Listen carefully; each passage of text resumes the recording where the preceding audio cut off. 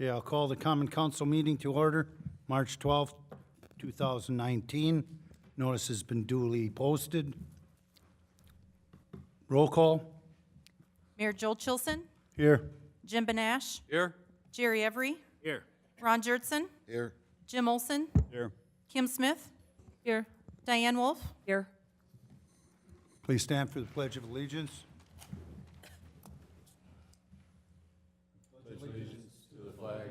Of the United States of America, and to the republic for which it stands, one nation, under God, indivisible, with liberty and justice for all.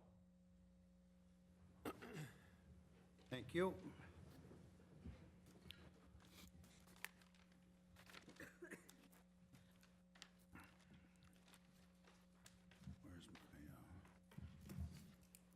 Where is it?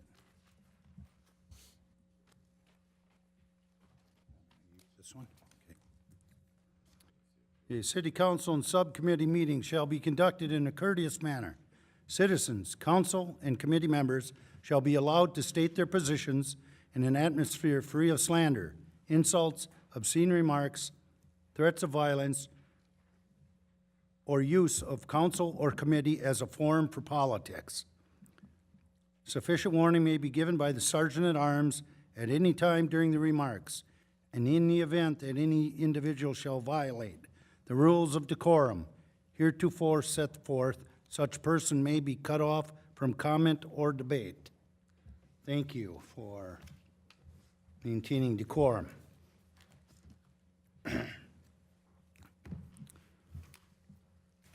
Public input. Anyone wishing to give public input, please step to the podium. State your name and address, and you have 3 minutes.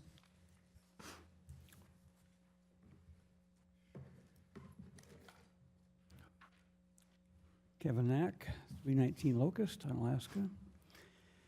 Just come tonight to say thank you to the mayor and to the council people and all the other city employees and servants here tonight. We appreciate your service to our city. And I just want to pray a prayer for our evening meeting. Lord God of heaven, we call upon the name of the great and high mighty God that we serve. We thank you for helping us tonight, helping those that make decisions tonight, the leaders of this community. We ask that you would help them, guide them in their decisions. Let your grace fall upon them. Let your wisdom come upon them. Help them to see all sides of issues and matters. Let nothing be hidden or obscure, but Lord, let all things come to light. Let there be, as we've heard, decorum displayed tonight in the debates and in the discussions. Thank you for causing a spirit of unity to come upon each person here, that there would be respect for one another as decisions are made. As questions come, as policies need to be made, we ask that you would guide and direct and help for the benefit of this community. We thank you for helping each one tonight. In Jesus' name, amen. Anyone else wishing to give public input? Second call. Anyone wishing to give public input? Third and final call. Anyone wishing to give public input? That portion is now closed. We'll move on with the printed agenda. Report from the mayor. Library statistics first.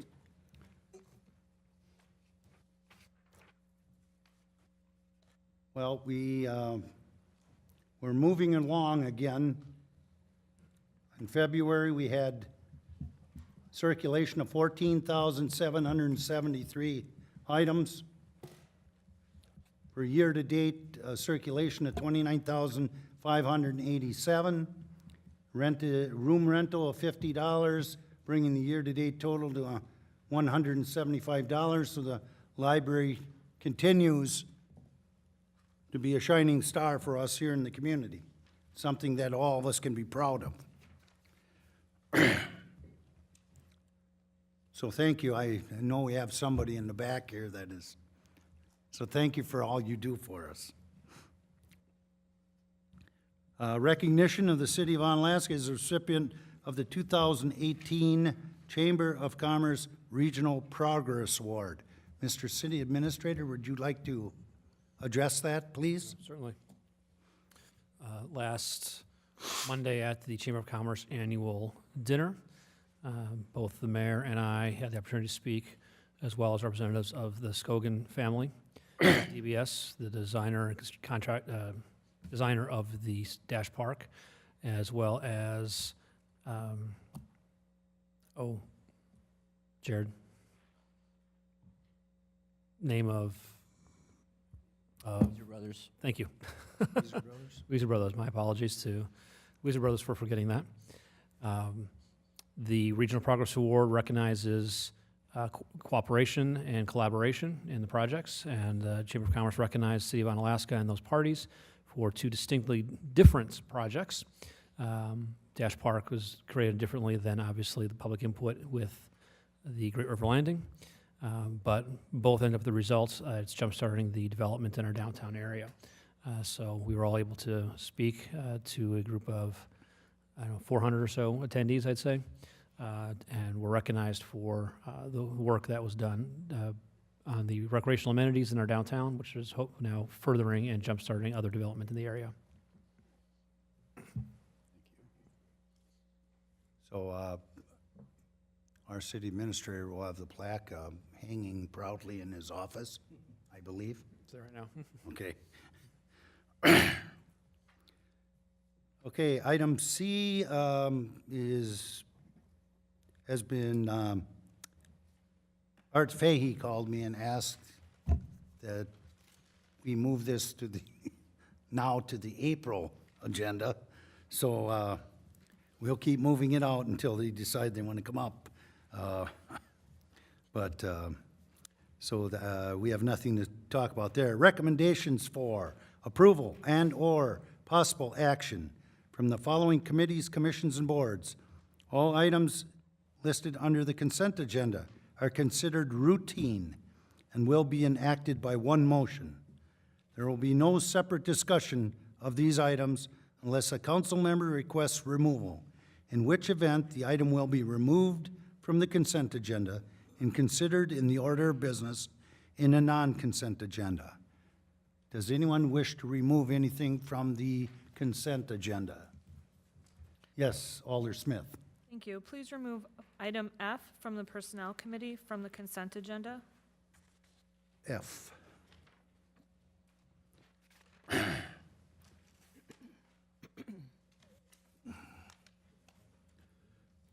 Okay, that will then become, that will become F under the new Personnel Committee. Or the Personnel Committee in the non-consent portion. Anything else? Alder Every. Thank you, Your Honor. That was the same number I was going to ask a question about. If that is the item, if that is the proper one that deals with the salary, I know there's different parts of this. Do you remember? 'Cause I want to ask a question on the salary, and I want to make sure that I'm asking, because there's also some on the non-consent agenda. The non-consent is review and consideration of changes to the city administrator job description. Well, it has the grade. I guess I'll refer to Hope. I'm not sure what you're asking. Hope.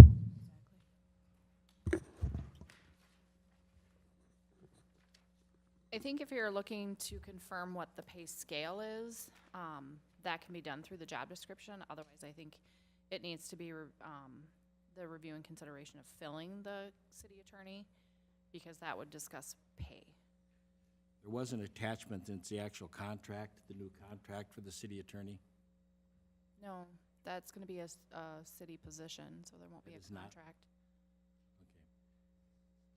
But if you want to discuss it further, maybe it would be appropriate to pull item G off as well, and then Yeah, we can let's- actually discuss let's it. pull item Where G this off and isn't the put time to have a discussion, right? So we'll pull G also, and that will become 9G.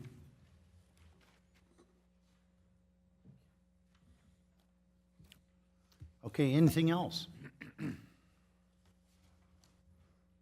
Seeing none, I will entertain a motion to accept the consent agenda. Motion to approve. Second. Motion made by Alder Every, seconded by Alder Olson to approve the consent agenda. All in favor signify by saying aye. Aye. Opposed, nay. Abstentions? So moved.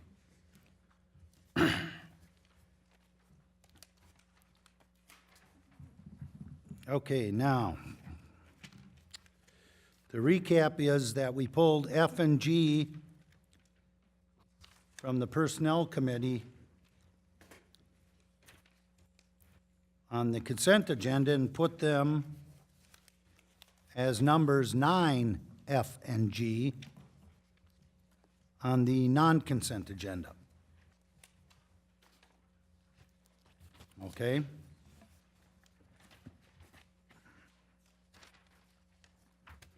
So that's where we will start. The Finance Committee? Thank you, Your Honor. The following, first item is A, vouchers. The following is a list of monies expended since the last Common Council meeting dated February 12th of 2019. The total is $1,897,642.54. I move we approve. Second. Go ahead. Motion made by Alder Smith, second by Alder Wolf, to approve the vouchers in the amount of $1,897,642.54. Discussion? Hearing none, all in favor signify by saying aye. Aye. Opposed, nay. Abstentions? So moved. Thank you. Item B is concerning Resolution 15-2019 to establish a budget stabilization account. This was not an action item at the Finance Committee, but at this time, I'll make a motion to deny Resolution 15-2019. Second. Motion made by Alder Smith, seconded by Alder Wolf, to deny Resolution 15-2019 on establishing a budget stabilization account. Discussion. Alder Every. Thank you, Your Honor. I just want to say that, so you are denying that, you are saying that you do not ever want to give money back to the taxpayers, that's surplus money? Is that what you're saying? That's what you are saying. Thank you. Alder Smith. By my motion to deny, what I'm saying is that I deny the resolution in the form that it's currently written. Thank you. Anyone else? Alder Banash.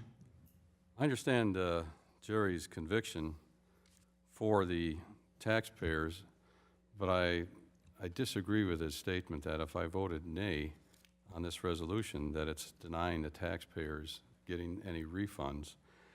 Now, we've discussed this item ad nauseum, if I may say, and we listened to the city administrator, our finance director, people who help us, and accountants. They've all agreed that we follow the right steps, that we've done the right things. We do take a conservative approach to the administration of funds for the city of Onalaska. And I don't think any of us here would deny the taxpayers the right to a refund. But what we're talking about here is a budget stabilization account that for all intents and purposes, we've proven isn't going to work for the city of Onalaska. However, we did say if something in the future were to come up that may be of interest or useful for the city, we would entertain that discussion. But as I've stated, we've discussed this to the point where it's very clear this is not a good idea at this time. Thank you. Alder Every. Thank you, Your Honor. We have not discussed this at length, Mr. Banash. In fact, you were the person that cut off debate at Finance and Personnel so that we could not discuss it any further. My intent here was not to carry on a discussion tonight. And I'm glad to know that we're just going to vote on this because that's all we need to do.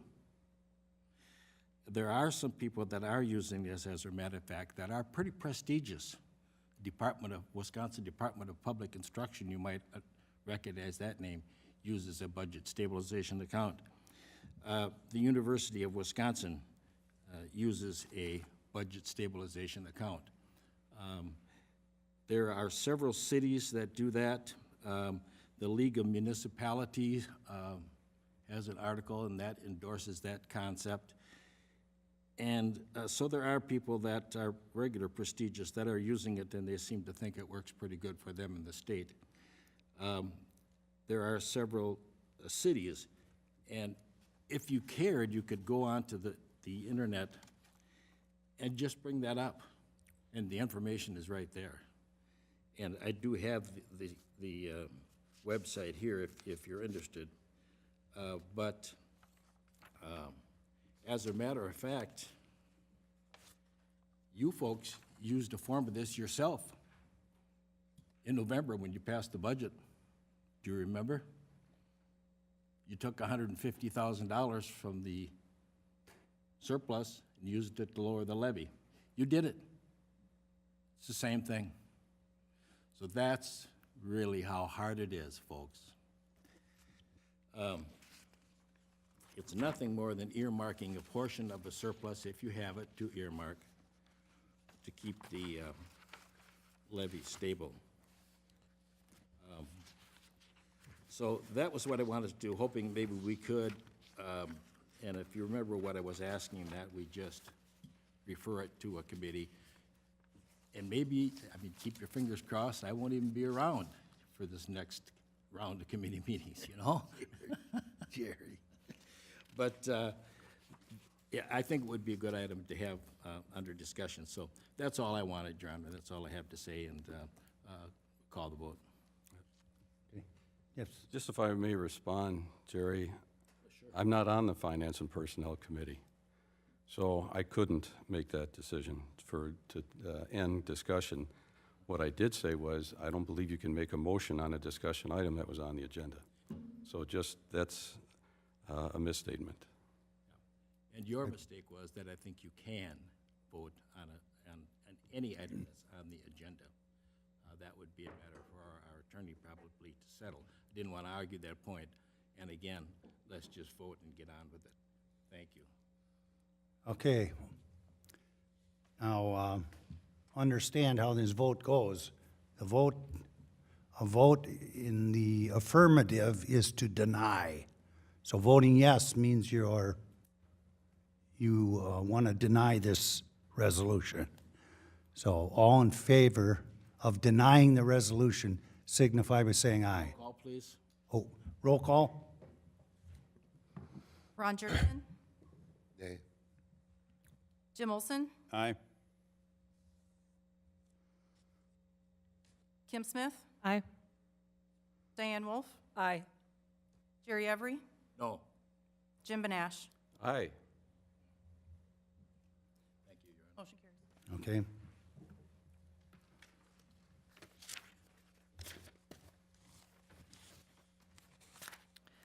Item C is concerning Resolution 20-2019, authorizing the issuance and sale of $8,600,000 in water system and sewerage system revenue bonds of the City of Onalaska, La Crosse County, Wisconsin, and providing for the payment of the bonds and other details with respect to the bonds. I make a motion that we approve Resolution 20-2019, subject to the Finance Department approving Exhibits A, B1, and B2. Second. Motion made by Alder Smith, second by Alder Olson, to accept Resolution 20-19, subject to items A, B1, and B2. Red? If I could, Your Honor, I'd like to introduce Brad Vagut to discuss the sale today. Okay. Chair recognizes our old friend Brad Vagut. Okay, thank you. I will walk through a packet of information that was distributed before the meeting, summarizes the terms of the bond sale, and which are all memorialized in the resolution that you're considering tonight.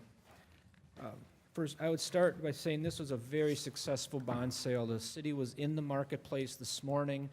We had tremendous demand from investors nationwide. ultimately, the initial set of interest rates that Baird went out with and presented to investors, we were able to reduce those rates because of the very strong demand. So the final interest rate that's available tonight is 3.11%. Putting that in context from where we were in the initial presentation to the Finance Committee about a month ago, it was 3.59.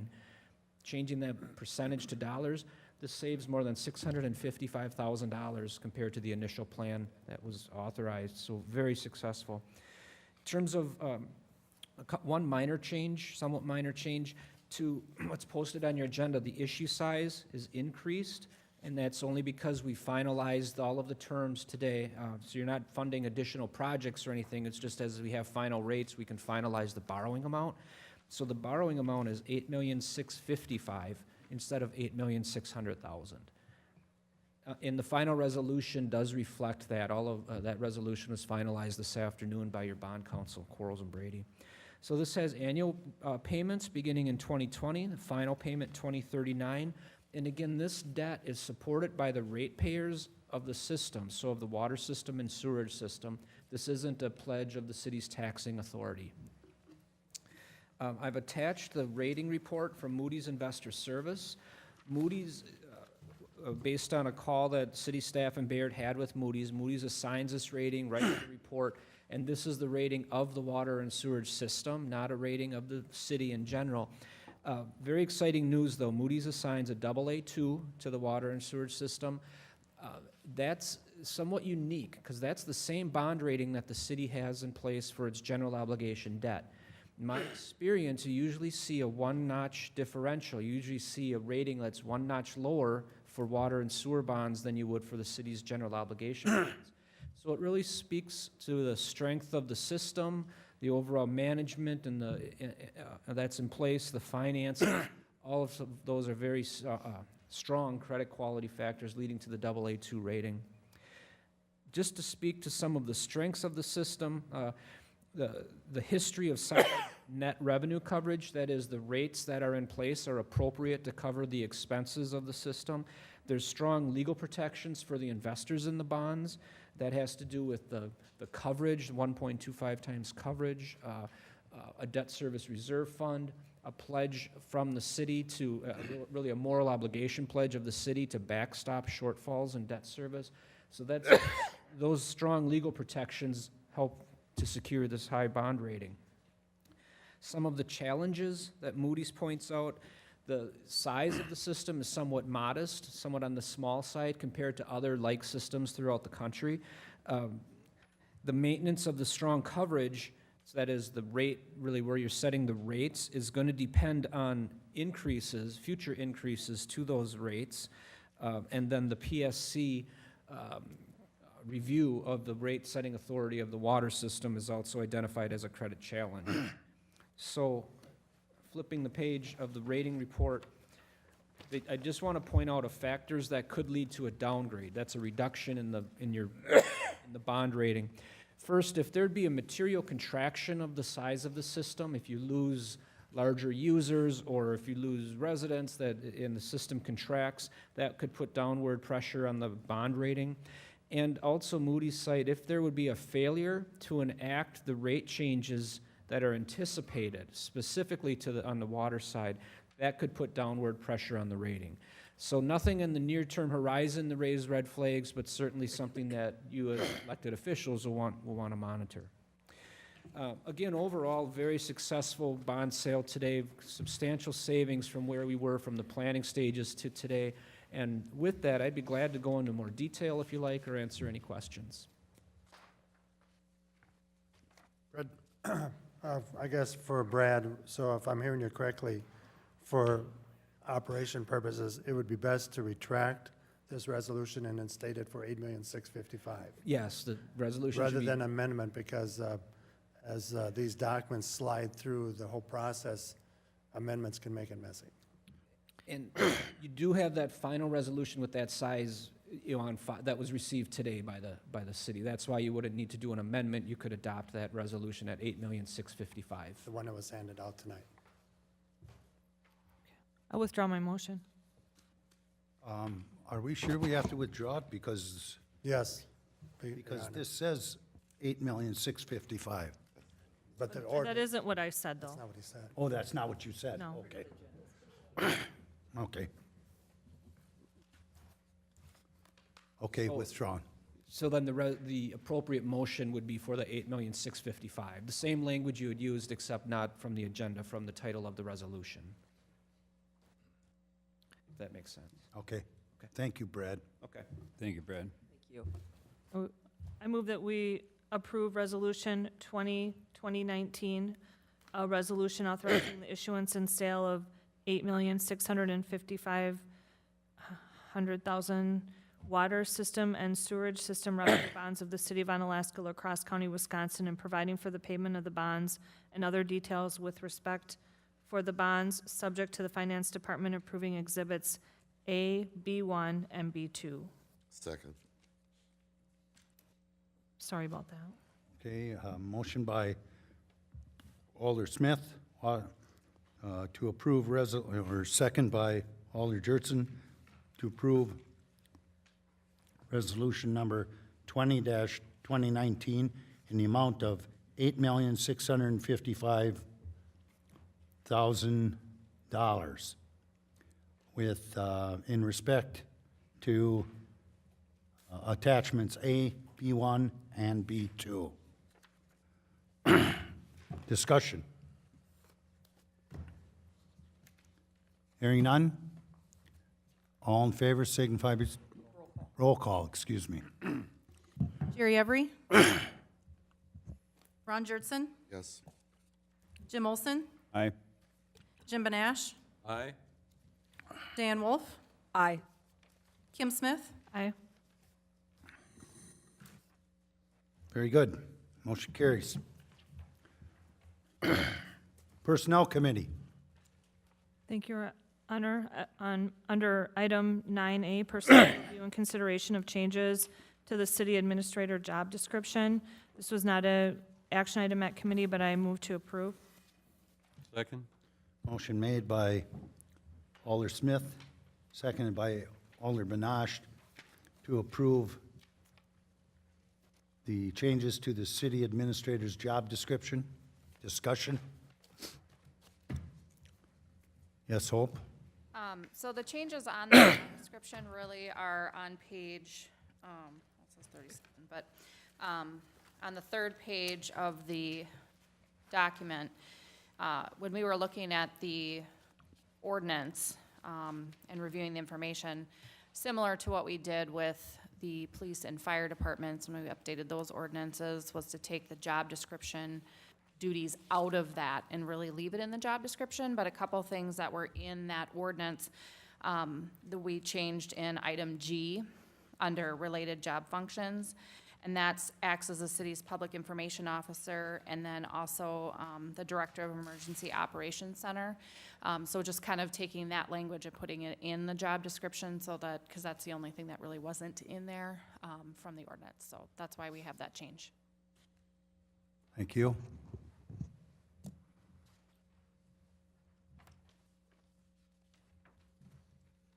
Any questions of Hope? None? All in favor signify by saying aye. Aye. Opposed, nay. Abstentions? So moved.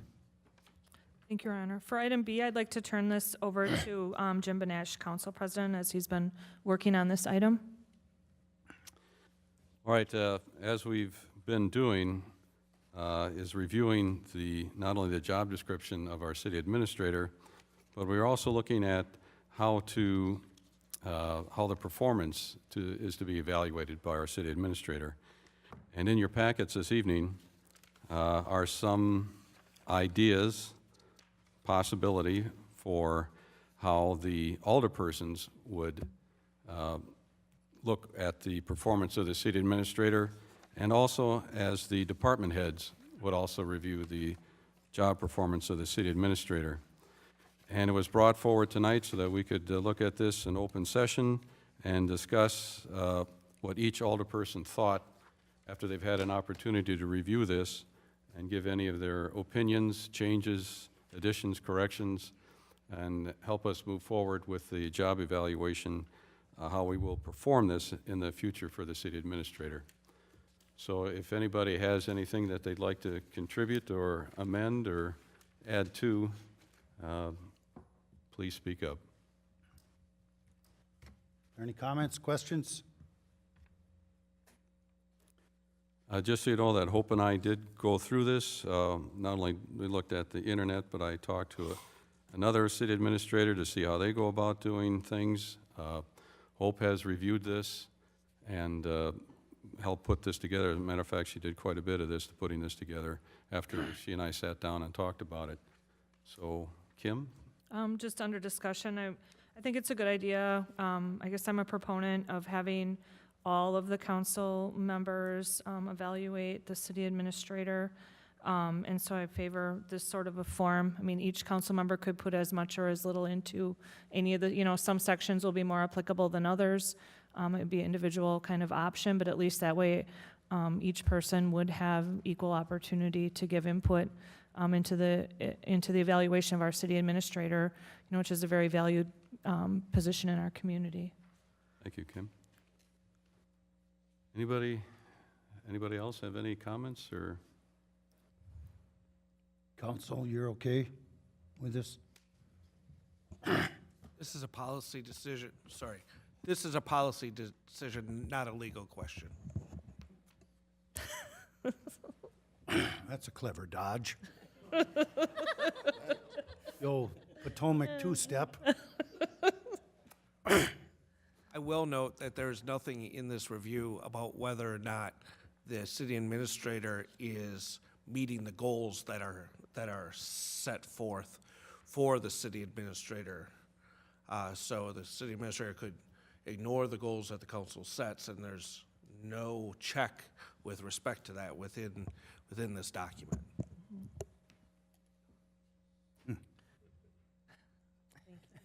There's your loophole. Well, I guess we've talked on several occasions about setting goals or goal setting, and we've never gotten together to do that. So, good point. Thank you. Well, even though, Sean, even though we have here on number 28, what do you think the short-term and long-term goals should be for the city? That's different. That's different than what you were referring to as far as the council setting goals. Within the evaluation criteria, which are numbers 1 through 25, which are going to be how you do your numerical ranking, there's no tie back to the goals that were set the previous year. So if there was great follow-through, he wouldn't get a high score for it. If there was poor follow-through, there would not be a reflection of a low follow-through with respect to the goals set the prior year. So that's what I'm referring to. I thought number 28 was good to have in there. It's just missing the follow-up portion. And I guess I had envisioned that the goal setting, which we talked about, setting some measurable goals, that would be they would go hand in hand with the whatever tool we decide, leadership skills inventory or whatever tool was decided upon. Like that would be one thing, but then the achievement toward the goals would be like another document that went hand in hand with the skills inventory, I guess is what you're calling it on this piece of paper.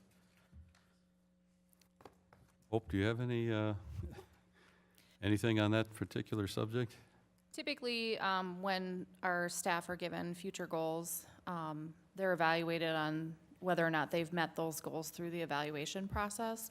And so they would get ratings based on that, even though it's not specifically tied to those items. As Attorney said, that's our practice is that when we give goals, that the supervisors ensure that they follow those goals or check to make sure at the end of the year, and if they haven't, to find out what's causing them, if there's been a delay, what that delay is. If it's something that they had out of their control, that's one thing, but if it's something that they just didn't follow through with, and they could adjust that on their evaluation. I do recall discussing one thing too about how do you set a goal, how many houses are supposed to be built, how many apartment complexes, how much revitalization. Exactly when you set a goal, and that's another thing, what kind of goal do you set for the city administrator? I mean, obviously, the department heads are going to have some review of how the city administrator reacts or acts with, in unison with our department heads, and they'll get their opportunity. But if it's a yearly thing where you are going to set some kind of performance goals for the city administrator, would we have to change this yearly, or do we just make some kind of blanket statement about whatever goals the council deems necessary for that particular year? I'm not exactly sure how to go about wording goal setting in that context. And I think you're probably gonna have, goals that are gonna be very specific, and then you might have some general goals that are more long-term. So are we meeting some of those steps to get to that long-term goal? You know, the hard part is measuring all of that, because sometimes that long-term goal might change, but that's why you're gonna evaluate that every year, as part of the council to discuss, you know, what is the goal then for this next year? Like, that's the initial goal we set, but then reevaluating the next year, here's what the new goal is. This has changed, we've changed the direction of where we wanna go. And that's really the council's decision on what you guys wanna do. Well, let me ask the council then, what do you think about goal setting? I mean, what's your opinion about having a specific language, Jerry? Well, I think that would be a good thing. As you know, I've talked about this several times, and we do not get together and make goals, but I don't think we need to be real specific, like counting the number of things. You know, that's department heads that'll give us their input on that. They're the experts. Our job is to set policy to accomplish that. And that's where we fall down, folks. We're saying a lot here, but we're never listening. And the last bullet, if you'll take a look at it, is a good example. One of the goals would be to meet with council members and the city administrator prior to the budget proposal, if necessary. If necessary, that has to be. This last year, you remember, we got the budget, our first look at the budget on the night they wanted an approval. That isn't right. So that would be a goal, just a simple thing. They'll provide us with the information. We can get a work ahead of time and take a look at it before we have it slapped on the table. So I don't think we want to be really specific, but general goals, like what's your vision for the city? Where do you want to see us expand? How are we going to do that? Katie will tell us how. We need to make the policies. We need to make sure the money's there to do it and things like that. That's what our job is. So that's the way I'd like to see the thing flow. Thank you, Jim. Thank you. Anybody else? Yep. I'll go Kim? next. Go ahead. Yeah, I definitely think we need to include the goal. Obviously, it could just be another line on here. It wouldn't hold weight, you know, like you're putting a check mark in different areas. It's not like a check mark thing equal to some of the other questions. It would hold greater warrant probably, but I think it needs to be part of the process, definitely. Okay, And it will change from year to year. I mean, it's not gonna be. okay, Ron? This just seems like it's a process that's ongoing. It was a very similar thing that we went through last year. We got an administrator basically here before we were ready to deal with them. That's really what's happening here. It's also known as growing pains. You know, we're going through growing pains, and it's going to be a moving target. Sitting down and getting together and doing this has been something that's been asked for in the past. All for it. Sooner the better. Get everybody together. What I'm gathering from everyone is that this looks good, the leadership skills inventory, and then the employment review by the department heads, except for some type of language having to do with goals or performance and goals and things of that sort. Jim? I think you can arrive at consensus on what you want to achieve, and I think a good way of doing that would be all of us together with the experience in the CDA and everybody saying what the vision of the city is going forward, and then factor your goals into the vision of what you, if you want to grow the downtown, this would be one of the visions the city has. How are we going to do that, and how do we accomplish the goals to make that happen? And you have to have some kind of a system for what we deem is essential for moving forward for the city, I think. And once we do that, then we can clarify some of the other things, and then they make more sense, because we have a direction we're going in. Well, I guess I'm going to just slightly disagree with you. I'm looking at it a different way. What we're talking about here is goals for our city administrator. And I think that it isn't his job to set the vision for our community. That's our job. I mean, so I think that what we need to do is set goals he can definitely help inform us and keep us up to date with changes and point out areas that we might want to look closer at. But end of the day, it's this council that's deciding what he wants to do and directing him as to what, he's faced, I'm sure, every day with choices. Do I help lift up this process? Do I help diminish that one? I mean, he's forced with these choices, and it's in our position to guide him. And so by that point, I think like some examples of goals that I had in mind that I would look toward as a successful city administrator. And granted, these don't rely, obviously, no matter who the city administrator is, it's not going to be 100% him. It's all of us working together, but we are expecting him to be a leader in this format. So some things that I would look at would be city staff turnover, the number of complaints from citizens. I think that's an indicator of how smoothly the city is running. Our mill rate, if we're able to hold our mill rate fairly flat, that means we're keeping our spending in check and we are growing adequately. I mean, these are the same ways that we measure the success of our community, I mean, I think are reflected upon the success of our administrator. And if he is doing a poor job, I mean, or if we are doing a poor job, if we're all doing a poor job together, we will start to see negativity in these areas, and that would be a poor reflection alternatively. Ron? I was just going to say, Kim, I agreed with you, but after you took your 8th breath, you lost me. No, it is our job. And Eric is, any of you that have taken time to meet with Eric realize that Eric is expecting to hear from us either up here or independently, and Eric is going to do what we ask him to do. I got full confidence in that. Thank you.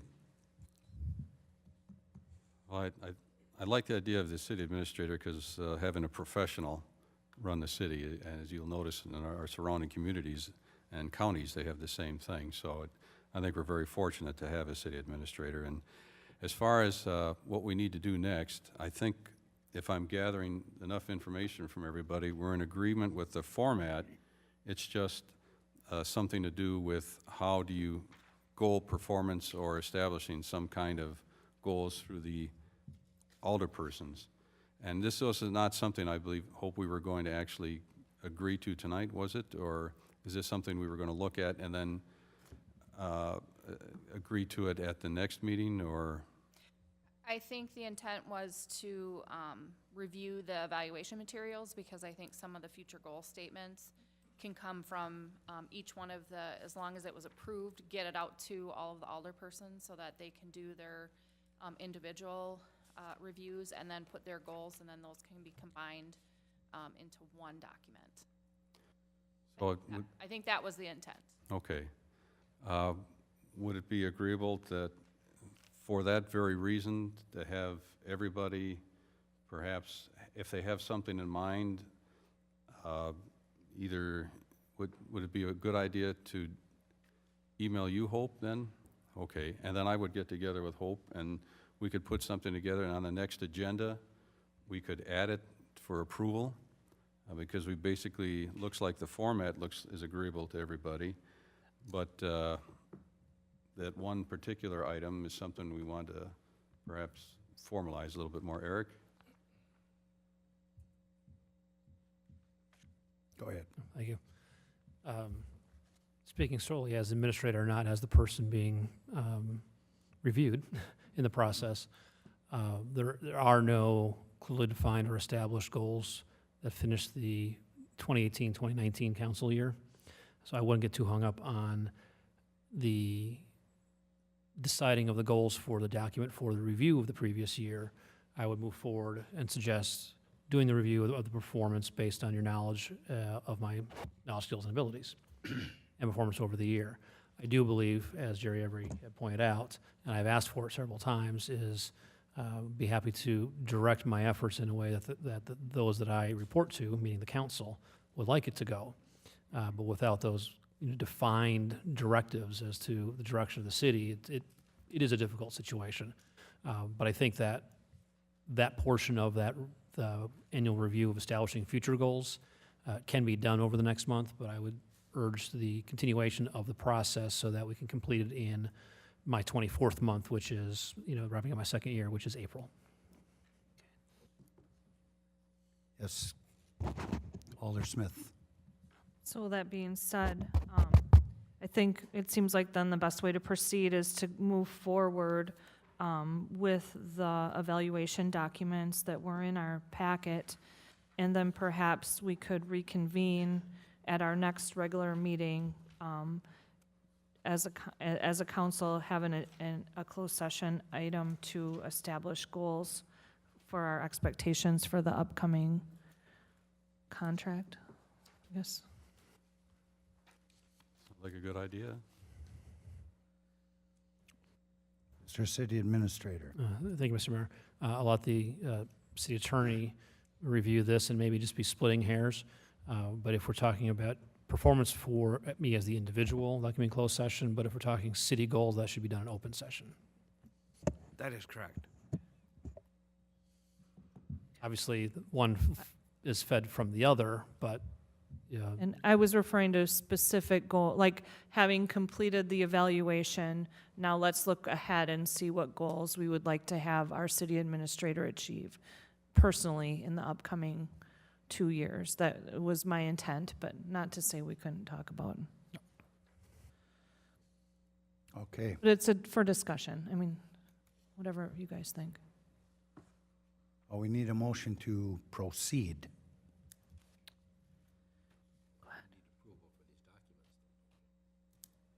Yep, that would be the first movement to proceed. I'll make a motion to approve the evaluation documents with the exception of the possibility of adding a goal-setting policy to the leadership skills inventory that will be reviewed by the alderpersons. Second. Okay, motion by Alder Benash, seconded by Alder Jurtson to move forward and accepting the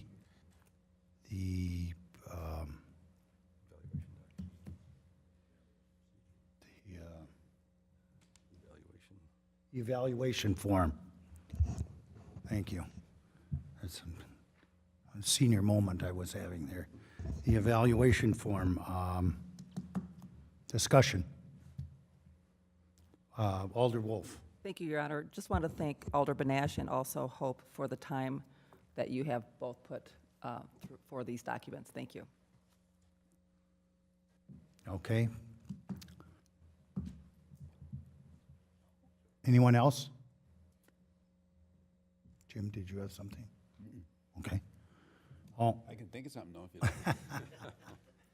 all in favor signify by saying aye. Aye. Opposed, nay? Thank you. Abstentions? Oops, I'm sorry. Now, we need to, do we need to talk about the process going forward, or? Next up is item 2, review and consideration of possible changes to ordinance 2-3-14 concerning the city administrator. This is another item that we didn't have on the committee. We're addressing it here at the council level. As was mentioned in the previous discussion, it's our first round with our new city administrator position, and I think we're looking at maybe making a few tweaks to this ordinance to better serve our community. And again, Jim Benash has been working on this, so I'll turn the discussion over to him. Well, we reviewed 9B2 on your agenda this evening, Hope and I, and what we were looking at is who should be reviewing the city administrator. And in the previous document, it had the mayor and the human resources director involved.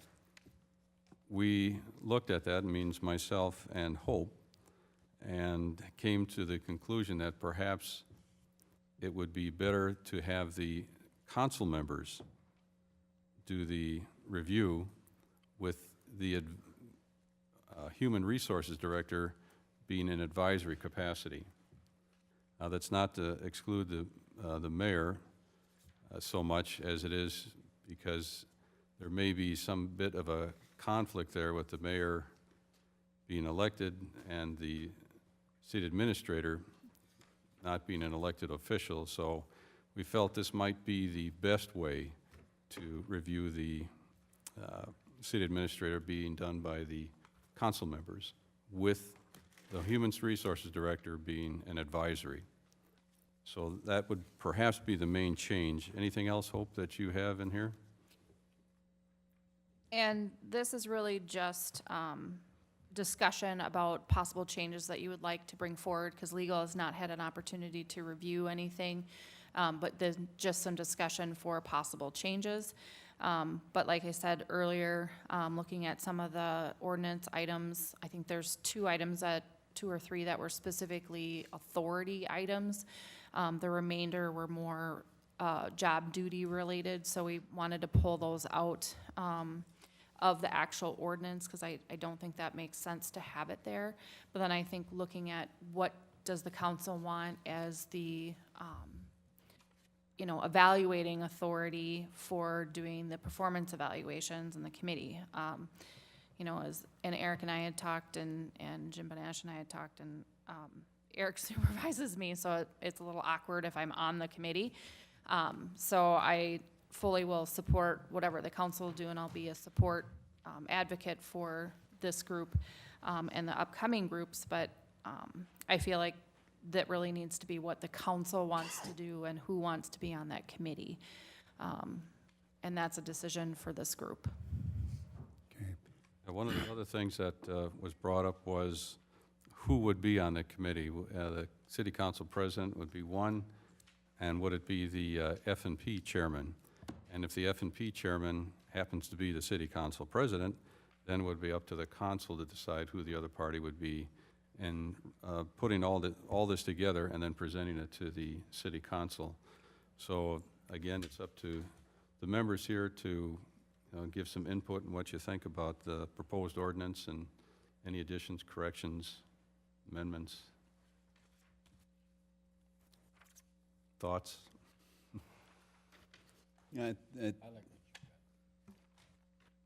I'd like to step out of the chair. I agree that the city council should be the body that does the evaluation here. However, the reason given for that was because the mayor was an elected official, and there would be a problem there. I find that argument to be vacuous, because all of you are elected officials also. So I agree with this body doing it, but I think if you're going to say things like that, then you should give the real reason, because that argument is completely vacuous.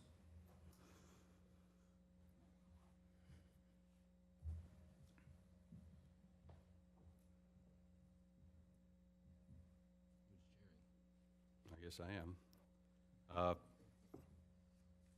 I don't know what you mean by the real reason, but perhaps, again, this was for discussion item and review this evening. Jerry? Thank you, Jim. I somewhat agree with the mayor, because the mayor, unlike us, he's elected on a much broader scale. He has a vision that he had to sell to this community to get elected mayor. We're working for our constituents.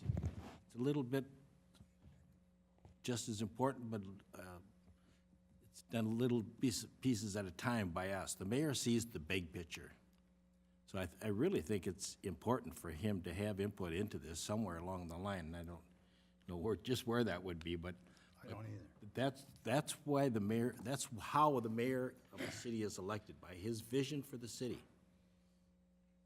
And he has one, I know he does, I've seen it. And I really think there's a lot of things there that we could take a strong look at and figure out how we're gonna accomplish those. So I think it might be a good idea if somehow you could work it in. Thank you. Kim? I just, listening, and looking in this proposed ordinance, and it states that upon confirmation by the council, the mayor shall execute the employment contract. So I think that's the mayor, not to add or subtract to this discussion you people are having, but just to say that in this proposed ordinance, that's the mayor's role, is to execute the employment contract, as far as I see it. That's all. It just means he signs it, that's all he does. Execute all contracts. It's a different kind of execute. Well, again, this is a discussion, and what do the other alderpersons think about the proposal?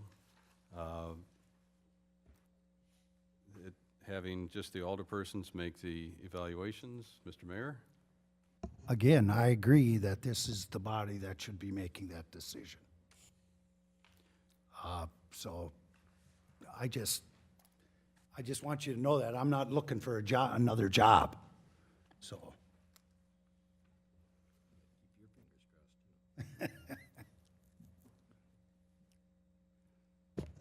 I have a question, just because I'm having trouble tracking what you're saying.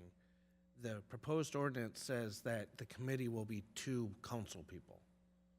So it's going to be 2 council people who do the review. It's not going to be the 6 council people doing the review, correct? The way it was going to be was, we had discussed that it would be the city, or the council president and the F&P chair. They would not be doing the review and making any decisions. They would gather the input from the other council persons and the department heads, going over it and then getting together with the rest of the council members to make a decision on the evaluation. If you look at the inventory sheet, it gives everybody an opportunity to say, you know, based on this from good to bad, and then putting this all together and then presenting it to the council group as a whole, and then making recommendations or decisions from there, so. Okay, that is inconsistent with the way, that is not what the ordinance says. Right. That is not the way the ordinance is drafted. The new ordinance is drafted. That's, if that is the intent, that's, I think there was so I was trying to did find out. talk about that, I believe. That might have been an oversight on my part in putting it in here, but that was the idea. Kim? I think, yeah, my understanding also was that all of the council members, which could include the mayor as far as my thinking is, would be equal. I had said, I felt all the council members should be equally involved in the evaluation process, but the role that I thought the council president and the second person were gonna have is, I thought they were gonna be taking a leadership role in the detail, of course assisted by Hope, but in the details of making this all happen, bringing the information together, compiling it, because we would want it to be in a confidential manner and organized and consolidated, so that when it is presented, the total although each individual council member and the mayor would be evaluating, we would need to have a consolidated report, bringing it all back together, that as a council, we would discuss and approve or deny. It wouldn't be solely on these two people to be making any decision. It would be on those two people to be leaders, gathering the information and getting it ready for the group decision discussion. So Yes, sir. just as a point of reference for people, if you're going to have the entire council do the review, then that is subject to the mayor's veto power, just so you're aware. So the mayor has an ordinance role if you're going to have any action the council takes is subject to the mayor's veto.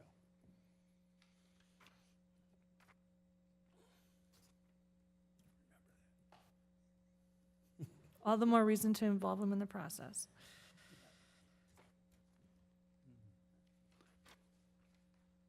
Well, again, this was all advisory and for review, to get opinions from everybody here on the council, including the mayor. And I guess this is something that we need to go back and review, perhaps reformat it. But again, I'd like to get everybody's opinion as to who should be doing the evaluation process. Ron? I think we're on the right track. You can have the president of the council, who's ever chairing the F&P, they have the leadership role, bring it together. We'll have the input and we'll have the vote. And as far as the mayor goes, if it's a tie, he would be involved there anyways. I mean, he's always involved, as far as I'm concerned. Sometimes he does nothing, and sometimes he's got something to do. It's usually not one of those places or positions I would like to be on at nights. Let me ask this then. Do you want the mayor to continue to be in the advisory capacity or not? I think it's important To have the mayor involved in the advisory? He's the person with the most day-to-day contact with the city administrator, other than department heads. They can't really hear you, Jerry, apparently out there. You might have to. I really think we do need to have him involved. He is the person that's probably in the most contact with the city administrator, except for the department heads. And the two of them really sort out the details of what it is we want to do together a lot of times. So I just think it's important. Thank you. So I would gather then by the council would gather the information and then present it to the mayor and the human resources and then review it from there. Is that kind of what I'm getting a feel for? I mean, we got to come. You just tell me what you want me to do. My thinking was that he should be involved in the evaluation with us. Now, technically, the mayor is not a member of the common council, folks. He presides over the meeting, and the work that we do is subject to his veto. If there is a tie, he could vote to break a tie. But in this case, I think that he should be involved in this evaluation with us, not presented some document that we've come up with. I don't know why we wouldn't want to work together on this. Ron, let me ask. I don't see a problem with having the mayor involved. All right. That's kind of where I was at with my discussion. I feel like the mayor is kind of the odd guy that sits around and waits for us to need him. But I always figure he's on the team every day, so sometimes more so than us. Some days I'm a lot odder than others. Jim, do you think, just so we can move on with the subject, have the mayor involved in an advisory capacity or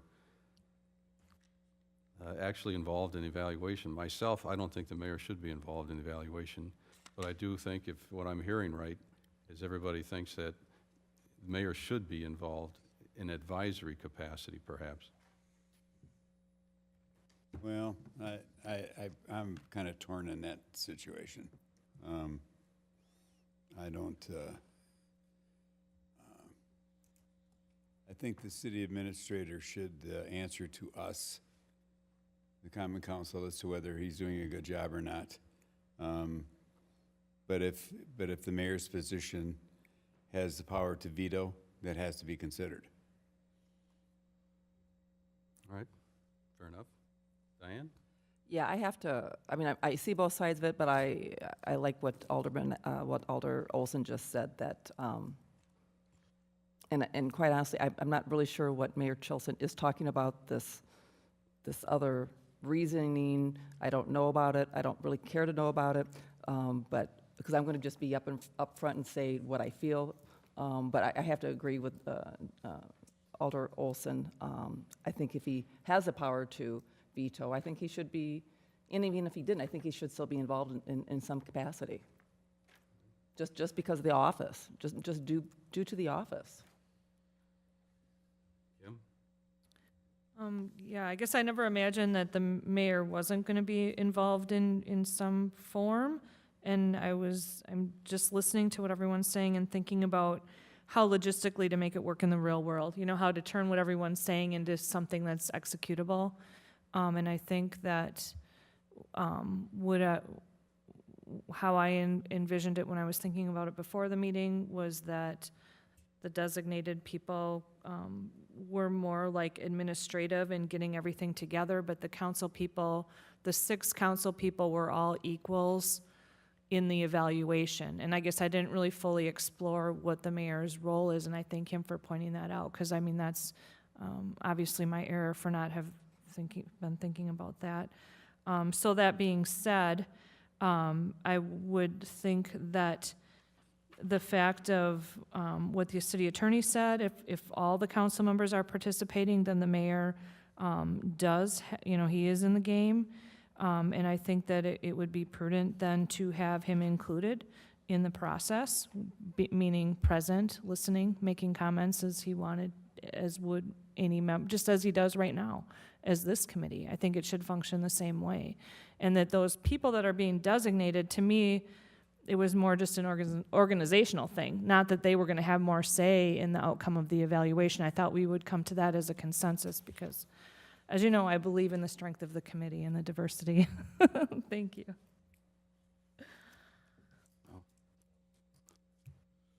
I think there is confidence in the committee, and I think we should just reach consensus on that basis, that the mayor should be involved, and let's get on with it. Let's try it for a year. Let's see how it goes. And if it doesn't work, we change it. All right, now, just to be certain, are we talking about having the mayor fill out an evaluation form, or just be No. part of the discussions? Be a part of Right. the discussion. All right, in an advisory capacity? Correct. All right. So what, sorry. Go down. Might I suggest, right now, the department heads are requested to fill out the leadership skills. That's something that the mayor could do as participating in that process.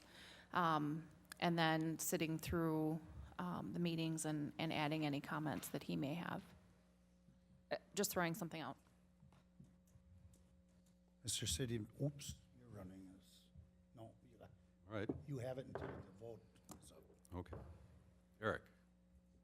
Thank you. Well, again, I reflect that I would like to hopefully have the process move forward this month. No one likes performance evaluations, I'm sure, but the end result is always very important to me, so I wouldn't like to delay that, as I said earlier. Having said that, though, the existing ordinance is what's on page 61 of your packet, which does designate the current committee as council president, the mayor, and Hope as HR director right now, as it stands. Kim? Yep, I agree. Like, to conclude this year, we need to follow the ordinance. We're just looking ahead. Going forward, what are we going to do? So I think at this point, we've probably spent enough time on this. If I would like to encourage you guys to take your notes and then maybe run it by the city attorney and then bring it back next month, and perhaps we can be really close then to be able to have less discussion and be more concrete on if we can just enact the ordinance or begin the process of enacting the ordinance. All right, so would this be something to table until, would that be correct, or would we need a motion to move this forward to the next I just need some guidance on what you want the ordinance to say so that I can give it to legal. So something, Well, I think Kim formal has a can good be idea. We'll just use the ordinance now for this particular year, and then we, at the next get-together in April, we can reformat the ordinance and then review it again and then come to some consensus. Is that agreeable to everybody? Kim? Yeah, so then what we would do is just not take action on item B2, and we would expect to see that again next month. Action at this committee, although action will be going on behind the scenes between now and then. Okay. That's it. Thank you. All right, continuing with the agenda then, item C, review and Gavel back to the mayor. Okay, thanks. review and consideration of the new job descriptions. Item 1, the paralegal part-time to full-time. It was a recommendation of the Personnel Committee, and I make a motion that we adjust the job description for the paralegal as described. Motion made by Alder Smith, seconded by Alder Every, to approve the new job description for the paralegal part-time to full-time. Discussion. Hope? yeah, and if I could have, the attorney has some recommended changes, but I'll get that memo, probably tomorrow. If, we can make the pending changes based on the approval from the city attorney, then we can continue to move forward on that item. Can that just be understood to the motion that the attorney would? I think that has to be part of the motion, because Okay. you're passing a document that's attached to the agenda, and if it comes out significantly different, which it won't make any sense to the public. Okay. So please restate your motion. Restate it or amend it? Let's restate it. I'll restate my motion to be approval of the paralegal job description to include changing the paralegal from part-time to full-time and legal corrections that will be provided by our attorney. Okay, motion made by Alder Smith, seconded by Alder Every, to pass paralegal part-time to full-time with legal corrections as needed. Discussion. Hearing none, all in favor signify by saying aye. Aye. Opposed, nay. Abstentions? So moved. Item, oops, I'm sorry, go ahead. Item D is review and consideration of filling a budgeted position. Item 1, paralegal, part-time to full-time. It was a recommendation of the Personnel Committee, and I move that we proceed with filling the budgeted position. Second.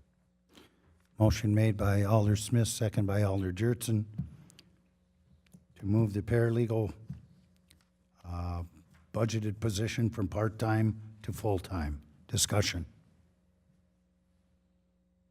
Seeing none, all in favor signify by saying aye. Aye. Opposed, nay. Abstentions? So moved. Item E is concerning the review and consideration of increasing planning technician hours from part-time to full-time in 2019 rather than 2020. It was a recommendation of the committee, and I move that we move forward with increasing the hours from part-time to full-time. Motion made by Alder Smith, second by Alder Jurtson, Alder Every, to move the planning technician hours from part-time to full-time in 2019 rather than 2020. Discussion. So everybody understands, this is going to be, actually is just a swap, changes hands. So everybody understands it. Thank you. Yep. Okay. Mr. City Administrator. One concern I would have would be, as we are looking for that, is to perhaps do a full recruitment for the position, as a full-time position may have a different pool of applicants than the part-time position had. Okay. Your Honor, let me amend my motion to include that we do a full recruitment. Okay? Motion to amend. Okay, there's a motion by Alder Smith to amend. Second by Alder Jurtson. To amend to do a full search. All those in favor of the amendment, signify by saying aye. Aye. Opposed, nay. Abstentions. The amendment passes. Now, the motion as amended from part-time to full-time and with a full search. Motion to approve. Second. No, we already have a motion on the floor. All in favor, signify by saying aye. Aye. Opposed, nay. Abstentions? So moved. Item F. Thank you. I apologize for taking all of the meeting time tonight. Item F, approval of the new job description for the city attorney. It was the recommendation of the committee, and I move that we approve the job description with the attorney changes. Second. Motion made by Alder Smith, seconded by Alder Jurtson to approve the job description for the city attorney with legals changes. Discussion. This is Alder where Every. We discussed the salary, is that right? That's what I want to get at. Next one, Pardon me? next one, sorry. Okay. Seeing that, all in favor signify by saying aye. Aye. Opposed, nay. Abstentions? So moved. Item G, approval of filling budgeted position for the city attorney. This was came forward with a recommendation to approve from the Personnel Committee, and I move to approve this item. Second. Motion made by Alder Smith, seconded by Alder Olson to approve filling the budgeted position for city attorney. Discussion. Alder Every. Thank you, Your Honor. I just want to understand the information that we were provided. Said that the salary was 120 and it's going to 134. And I was wondering what that was based on. I think Hope can answer that. That's actually the city attorney's salary, 120. The budgeted salary that we're putting for the city attorney is at grade 32, which would be at 85, 558.95.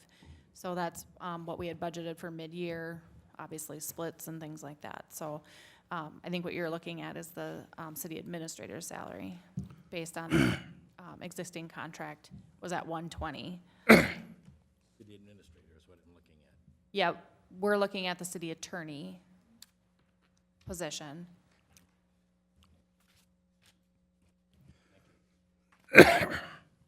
Okay. All in favor signify by saying aye. Aye. Opposed, nay. Abstentions? So moved. I gotta flip back here now.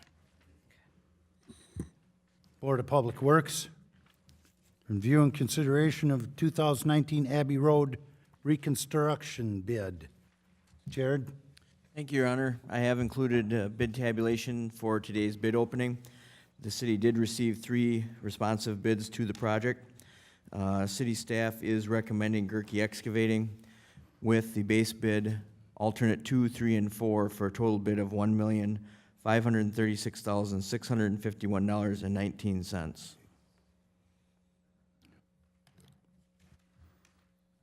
Okay, we need a motion because. Motion to approve. Thank you. Motion by Alder Smith, seconded by Alder Wolf, to approve awarding the bid to Gerke. Yes. Thank you, Your Honor. Just as a clarification, we do have this included in the 2019 capital improvements budget.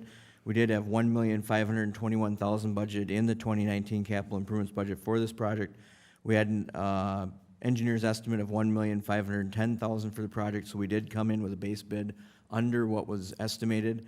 The alternate number 2 is for the addition of a storm sewer going from Abbey Road to the US Highway 53 right-of-way, which was not in the original scope. Once we got into the design and got the survey completed, we realized that the current piping that was in place running from Abbey Road to US Highway 53 right-of-way could take about 20 cubic feet per second of water. We designed the new pipe for a 100-year storm event, which takes 110 CFS. So the pipe going out to the right-of-way was grossly undersized. That is the reason that staff recommended the addition of alternate number 2. We would be taking funds from the 2011 capital fund project balance to fund that overage. And also, we do expect other bids that are going to be coming in for other projects to hopefully have monies to cover any overages. So just wanted to clarify some of those items. Okay, thank you. Back to the motion. To approve the reconstruction bid on Abbey Road made by Gerke for $1,536,651.19. All in favor signify by saying yes. Yes. Yes. Opposed, no. So moved. Item B, review and consideration of 2019 miscellaneous concrete bid. Jared. Thank you, Your Honor. We also had opened these bids today, did have 3 responsive bidders. Staff is recommending Fowler and Hammer Incorporated for a total bid of $109,838.75. This does fall within the budgeted amounts in the 2019 capital improvements budget. Motion to approve. Jared, could I have that number again? $109,838.75. Thank you.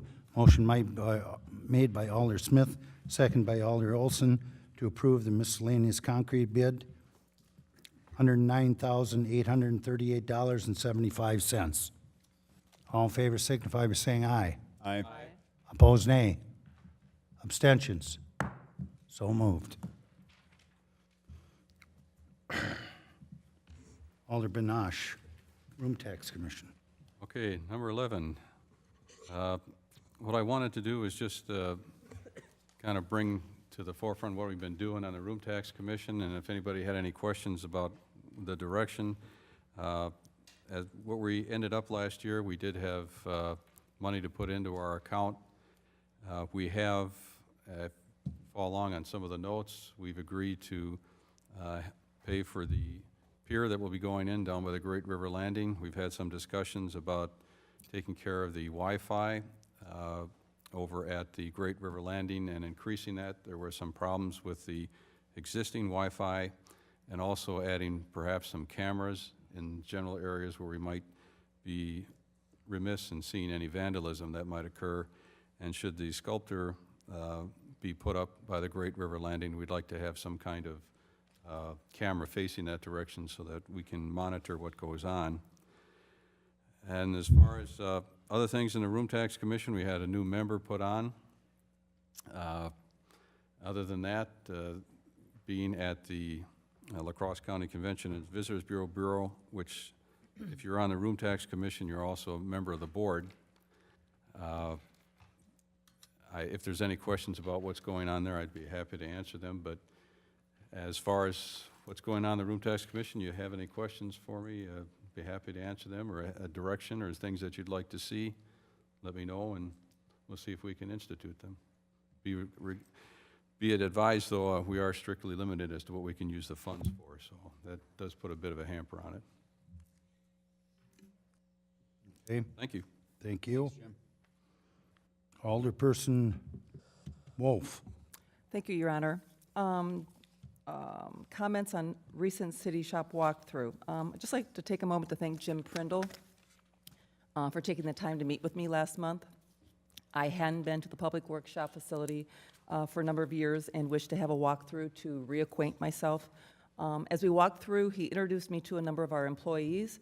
He also walked through the proposed addition to the facility, and both Jim and John Wyatt walked me through the plans for it. They showed me overheads and how they arrived at the proposal that was submitted as far as space needed for the equipment. Interestingly enough, the drone that was somewhat controversial last year was used in the assistance of the plans. I had to kid Jim if perhaps he had asked staff to do a quick sweep of the facility in anticipation of my arrival, because I was so impressed by how well maintained, organized, and clean the facility it was, how clean the facility was. Through the years, Jared has remarked how staff appreciates the equipment council approves for purchase and the level of care staff takes of the equipment. Never was that so readily apparent to me than my walking through last month. As council members, if you haven't had a chance to tour the shop recently, I urge you to do so. It's obvious our staff takes great pride in the environment in which we have provided, and I, for one, am so very appreciative of them. Thank you again to Jim Prindle and the shop staff. You are all doing a great job, and I sincerely appreciate it. Thank you, Your Honor. Thank you. Okay, yes. Can I go back to item 9B? I think there was some confusion there. I'm talking about city administrator's salary.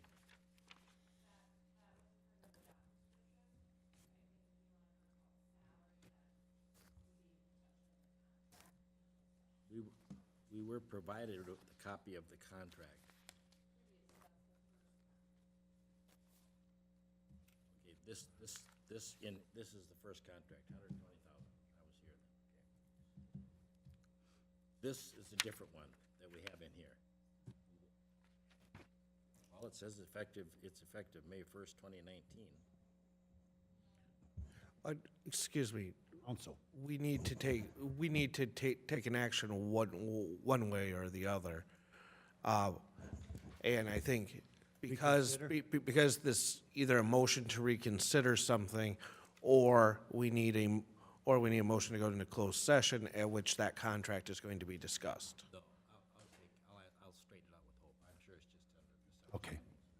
Past all that stuff, we don't do it again. Okay. Thank you.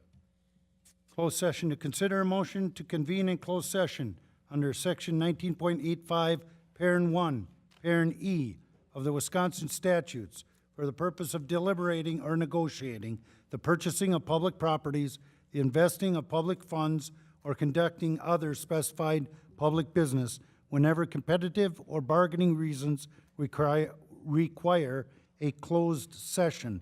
In this case, discussion and consideration of a development agreement with Marvin Wanders of 360 Real Estate Solutions, LLC, P.O. Box 609, La Crosse, Wisconsin 54602, as associated with Tax Increment District TID number 5, and review and consideration of changes to the city administrator contract and contract language, and to consider a motion under section 19.85, parent 1, parent G of the Wisconsin statutes for the purpose of conferring with legal counsel for the governmental body who is rendering oral or written advice concerning strategy to be adopted by the body with respect to litigation in which it is or is likely to become involved. In this case, city snowplow damage to a parked vehicle, trip and fall and sidewalk at Oak Forest Park and 12th Avenue South intersection, and a mailbox repair on 13th Avenue South. Excuse me. Make a motion to go into closed session. Yep. If any action is required in open session as a result of the closed session, the Common Council will reconvene in open session to take the necessary action and/or continue on with the printed agenda. Motion to go into closed. Motion made by Alder Olson, seconded by Alder Every to go into closed session. Roll call. Kim Smith. Ron Jertson. Aye. Jerry Every. Aye. Jim Olson. Aye. Jim Benash. Aye. Diane Wolf. Aye. Okay, we're going to take a 5-minute recess